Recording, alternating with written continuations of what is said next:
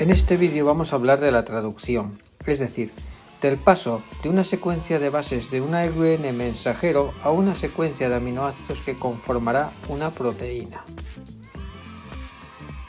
El proceso de traducción tiene lugar en el orgánulo celular que conocemos como el ribosoma. Tiene lugar a través de tres fases consecutivas que denominamos iniciación, elongación y finalización. Comenzaremos con la fase de iniciación. Inicialmente, las dos subunidades que componen el ribosoma, es decir, la subunidad grande y la subunidad pequeña, se encuentran separadas. De hecho, existe una serie de factores de iniciación de la traducción que se unen a la subunidad pequeña para impedir que ésta se una a la subunidad grande antes de tiempo, es decir, antes de que comience el proceso de traducción propiamente dicho. La subunidad pequeña será la encargada de reconocer las secuencias específicas de unión del ARN mensajero a los ribosomas. Estas secuencias de reconocimiento en procariotas están muy bien conservadas. Se sitúan alrededor de 10 bases antes del codón de inicio y son conocidas como secuencia Shine-Dalgarno. En eucariotas, en cambio, no existe una secuencia tan bien definida y conservada, sino que encontramos varias secuencias variables que promoverán la unión del ARN mensajero a la subunidad pequeña del ribosoma. Esta unión del ARN mensajero a la subunidad pequeña del ribosoma dependerá, no obstante, de la acción de varias proteínas denominadas factores de iniciación. El primer codón o codón de inicio, situado unas bases después de la secuencia de unión del ARN mensajero a la unidad pequeña del ribosoma, será siempre un codón de metionina, es decir, un codón AUG. El primer ARN de transferencia, por lo tanto, debe tener un anticodón complementario a este codón de metionina AUG, es decir, un anticodón UAC.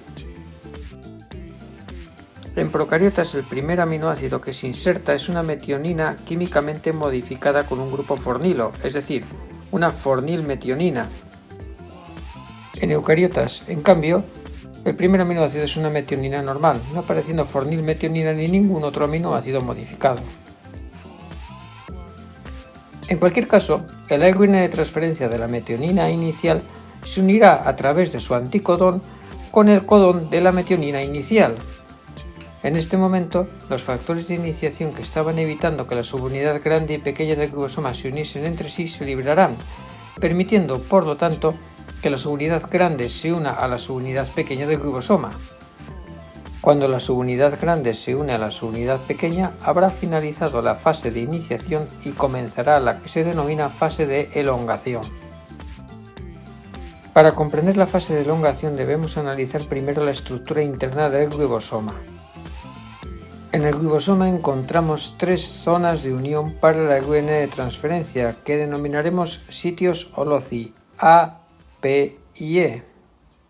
El sitio A o locus A es el sitio de unión del ARN de transferencia que lleva unido el aminoácido, es decir, del aminoacil ARNT.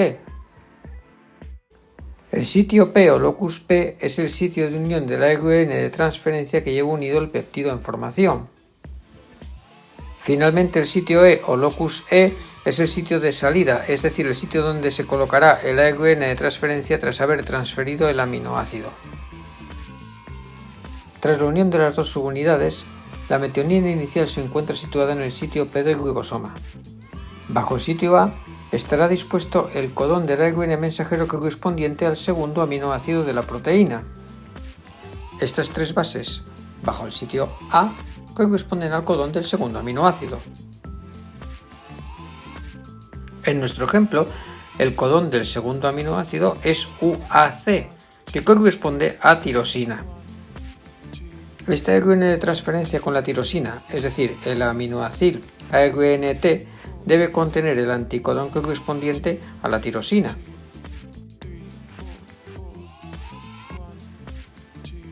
Este aminoacil ARNT se unirá a través de su anticodón con el ARN mensajero que está ocupando el locus A, es decir, el ARN mensajero del segundo codón.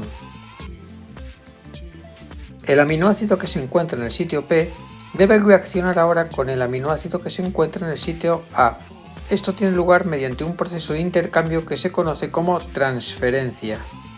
Esta transferencia es catalizada por una zona de la subunidad grande del ribosoma denominada transferasa del peptidilo. Debe formarse un enlace peptídico entre el aminoácido que se encontraba en el sitio P y el aminoácido que se encuentra en el sitio A. Tras la formación del enlace peptídico, en el sitio A encontraremos el ARN de transferencia que lleva unidos los dos aminoácidos, es decir, el ARN de transferencia que lleva unido el dipéptido. En el sitio P encontraremos el ARN de transferencia que ha cedido el aminoácido, es decir, el ARN de transferencia que en estos momentos no tiene ningún aminoácido unido a su extremo 3'. Ahora debe tener lugar un movimiento que desplace el ARN mensajero. Este movimiento se denominará translocación. Este movimiento no solo desplazará el ARN mensajero, también arrastrará los ARN de transferencia que estarán unidos al ARN mensajero en los sitios P y A del ribosoma.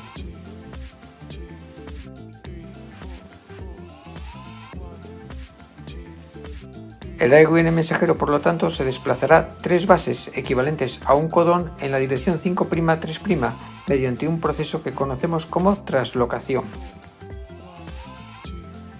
Tras el proceso de translocación, el sitio A quedará vacío y el ARN de transferencia sin aminoácido quedará ubicado en el sitio E.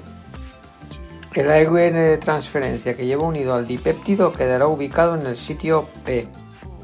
El ARN de transferencia vacío que ocupaba el sitio E abandonará el ribosoma. Y ahora se unirá el siguiente aminoácido ARNT que corresponderá al tercer codón del ARN mensajero. El tercer codón de nuestro ejemplo, que se encuentra bajo el sitio A, corresponde al codón AAU. El codón AAU corresponde a la asparagina, por lo tanto el aminoácido ARNT correspondiente deberá tener el anticodón UUA y deberá llevar unido el aminoácido asparagina. Este aminoácido ARNT con la asparagina se unirá ahora al sitio A del ribosoma. Ahora el dipéptido ubicado en el sitio P se desplazará sobre el aminoácido ubicado en el sitio A mediante el proceso que conocimos como transferencia. Y se formará el enlace peptídico entre el último aminoácido de la cadena, en nuestro caso la tirosina, y el aminoácido que se encuentra en el sitio A, en nuestro caso la asparagina. Tras la formación del enlace peptídico, el sitio A del ribosoma quedará con el ARN de transferencia que lleva unido el tripéptido. En el sitio P volveremos a encontrar un ARN de transferencia sin aminoácido unido a su extremo 3'. Y ahora, por lo tanto, debe tener lugar el siguiente movimiento de translocación. Es decir, debe desplazarse todo el conjunto un total de 3 bases, equivalente a un codón, en dirección 5'3'. Este proceso debe continuar y repetirse con el resto de aminoácidos de la cadena peptídica. Los ARN de transferencia que han transferido su aminoácido van cayendo al sitio E y van siendo expulsados del ribosoma. Y los aminoácidos ARNT correspondientes a los siguientes codones van uniéndose por el sitio A. En nuestro ejemplo, el cuarto aminoácido corresponde al codón GGG. Este codón corresponde a la glicina, por lo cual el aminoácido ARNT deberá llevar unido la glicina y poseer el anticodón CCC.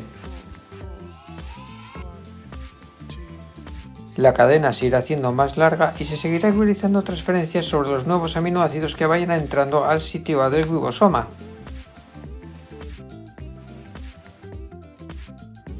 Y el proceso de translocación irá desplazando el ARN mensajero en dirección 5'3' mientras este va siendo traducido.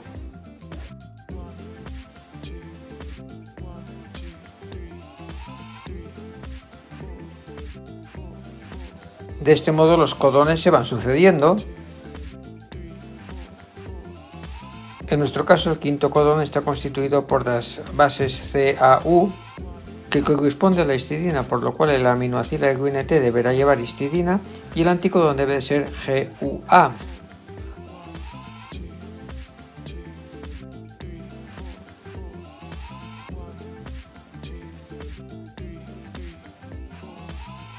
Y la cadena se va transfiriendo desde el sitio P hasta el sitio A.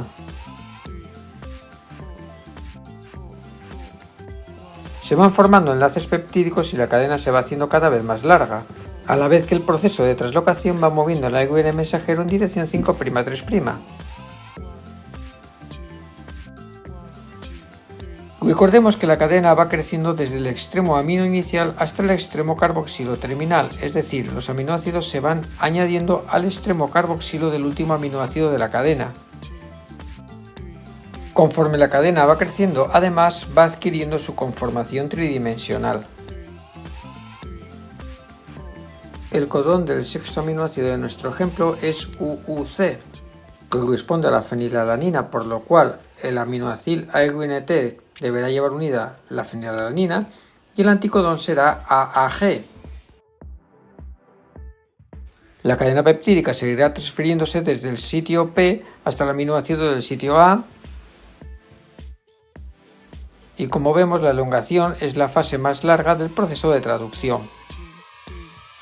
Después de cada proceso de transferencia debe tener lugar un proceso de translocación que mueva el ARN mensajero en dirección 5'3'.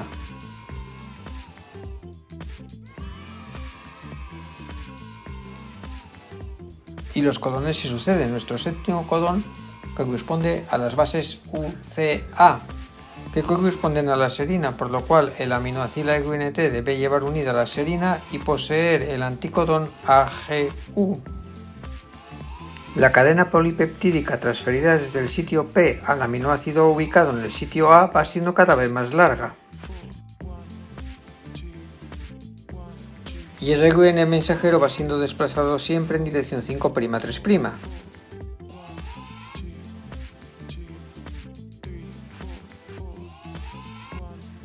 Este proceso se prolongará hasta que aparezca un codón de terminación o codón de parada. Hay varios codones de parada. En nuestro ejemplo hemos puesto el codón de parada UAA. Cuando aparece un codón de parada entrará en juego un factor de terminación.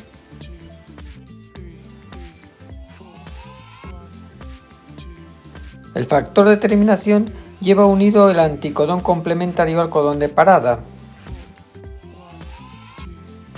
por lo que se unirá este codón de parada. El factor de finalización promoverá la liberación de la proteína, es decir, la separación de la cadena peptídica del ARN de transferencia al que estaba unida. De este modo, la proteína se liberará del ribosoma. Tras la liberación de la proteína, el ARN de transferencia que estaba unido al ribosoma se separará del mismo. También se separará el factor de finalización. Tras el proceso, además, las dos subunidades del ribosoma se separan, y el ARN mensajero también se separará de la subunidad pequeña, volviendo a la situación inicial del proceso.